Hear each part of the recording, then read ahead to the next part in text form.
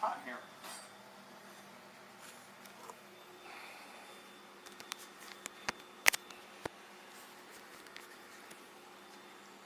Hey guys, this is Bill Cannon from Awesome Engines. We are in here dynoing a 440 cubic inch small block Chevrolet. It's a redo. The name's on the valve cover if you get to see it. But it came in as a 406. It was a dog. They broke the timing chain and gear. Upon further examination of the bore, they bored the block from 4155 to 4165. They told the guy he had a 400 as a 406. It went out to be a 408. Still didn't run. Second pass out with the boat, it broke a timing chain. The timing chain broke because they put a junk Chinese flywheel on it. It was made in, well, it wasn't Chinese, but it was made in Mexico. And it had 13 grams out on a 12-inch circumference or 11-inch circumference. And it was bent 40 thousandths. It had run out.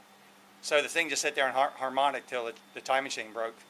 And that was 2 passes on the boat. First time it burned up due to a distributor bushing falling out from MSD. And that didn't happen from MSD. That was the guy who put it in there. And I've never had one fall out from MSD. And the second thing was, it was a 205 cylinder head Dart.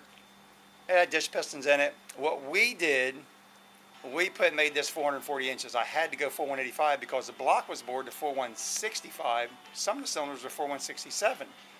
I never do that. My block is 5 over for a marine engine. As you can see, I had no vacuum pump on it. There's no evac on this motor, and there was no blow-by at all. I did plate hone it. I did put a set of 230 Dart Iron Eagle steel heads. I cleaned them all up, put a 2125 valve in it to make this thing run. With a 4-inch crank and a 6-inch rod. That's 440 inches. That's pretty good. I did use the 750 over because I don't want to buzz this thing over 5500. So I went with the combination he had, reused, I took the junk Chinese dampener off of it. That is a piece of junk. It's externally balanced. The weight's on the outside with the flywheel, and he put a plate on the back of the crank, moved the flywheel out even further with the weight, which just causes harmonics like crazy, and it works the crank. The crankshaft actually had to be turned 20-20. I sent it up to Maggot. It wasn't cracked, but he said it had run out in it. I was like, what? So anyway, I said, just fix it. And I thought it would go 10-10. It came back 20-20. We didn't use that crank anyway. It was junk. It's cast. It's a 9000 series scat. It's good for up to 600 horsepower if it's put in correctly and done correctly, but the motor had severe detonation on the first go-round. And this sounds like a soap opera. But anyway, this thing just did 538 horsepower at 5300.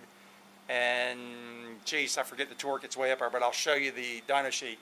Here's the motor. I did go ahead. I use nothing but ATI super dampeners on these motors. There's just no reason to use a Chinese dampener. They are junk. And anybody who puts a Chinese dampener on a race motor or performance motor is an idiot. You can tell them I said so. It does have a pretty cool oil pan on it. It's nothing trick. There's no kick out on it. I did use a Torrington bearing timing chain back in it. I put the camshaft 4 degrees advanced. I did change the cam. I did put the DRST comp cams, drag rates, and lifter in it. I reused his distributor. I put the blue springs versus he had the silver springs in this thing to try to get it to run. And that was bringing way too much timing in way too low, especially with a tight prop boat. But I put Wiseco forged pistons in it. Might have put, you know what, they might have been JEs. They were shelf pistons and they are flat tops. This motor is 11.5 to 1 compression.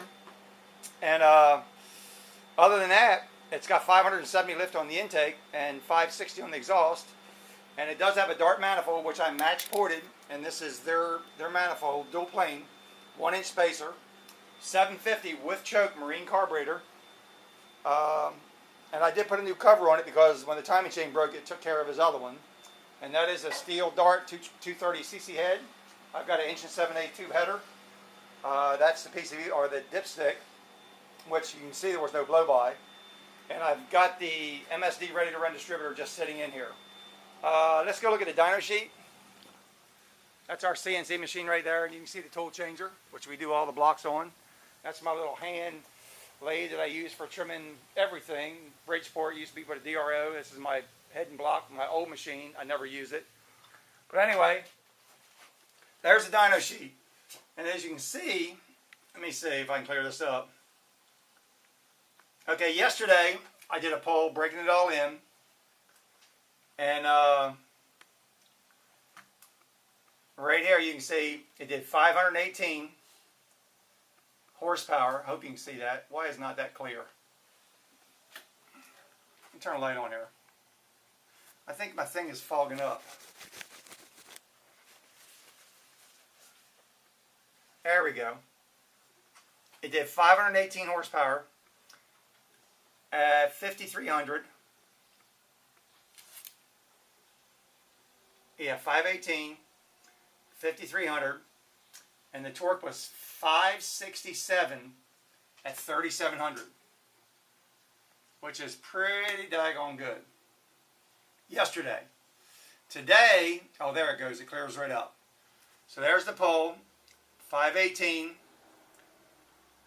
Pole 7. Here's pole 8 below it. Today, I opened it up. I gave it a little more air. It did 531 at 5,400.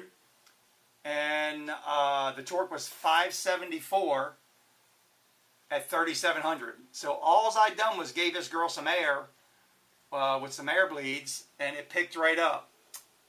The weather conditions were, as you can see, it's 96 degrees.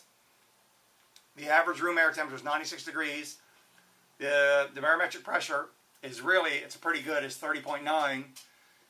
And the humidity is 35%, which gives me a correction factor, which will be down here, of a 106 correction factor on sweeps. It's 10. Let me see, 106 yesterday and 105 today. So I gave it a little air. It's a little better. It liked it. And here's the torque curve. Look at this torque all the way up here.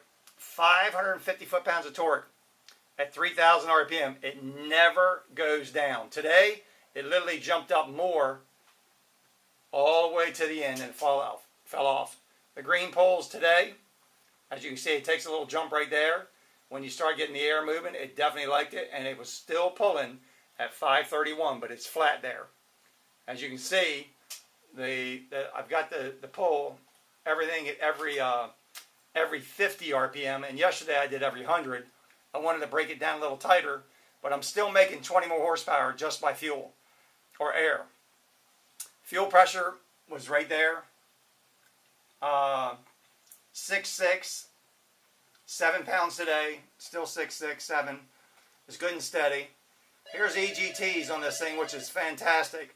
Number 3 is my hot cylinder. It's 1350 right here. But it's 1169, 1229. This is all I can do. That's a hot cylinder. I can't get number 3 to cool down. So it's not a good, it's 1355 on number 6 also. Them two, I'll try a little stagger jet. But it is what it is. Oil pressure on the begin is 75. It was 75 here. Yesterday I was 125 degrees trying to get it run. Today it's 140. And this old girl went to 86 pounds of oil pressure. 86 again. 2 different poles, 2 different days, 2 different temperatures. Exact same oil pressure. So that's pretty stable. And I had no vacuum on the motor. That's worth 10 horsepower in most cases. Other than that, I'm going to put this on YouTube. And my son will post it. He's out to the doctor's office. And he is getting the first sound of his baby girl's heartbeat. I was supposed to go, but I had a customer come from Virginia to pick up his 540 Mopar, and I couldn't go. So my wife's over there, her first grandchild, and we're just feeling pretty good about it today. This motor here is awesome, Kelly. This is Kelly Prater from Texas. As you can see, the motor was originally these guys, and you can call Kelly about that name and see what their service was. 2 times in the motor, and I did redeck the block. It was okay. I've got the motor, the pistons are in the hole like 8 thou. I did put a 2125 intake valve in it, cleaned the bowls up really nice. I took all the slag out of the port, and the motor's dropped dead gorgeous. Other than that, we are going to say goodbye, and Kelly Prater, this motor is coming to you to go in your boat, and I'm sure you'll like it. See you guys.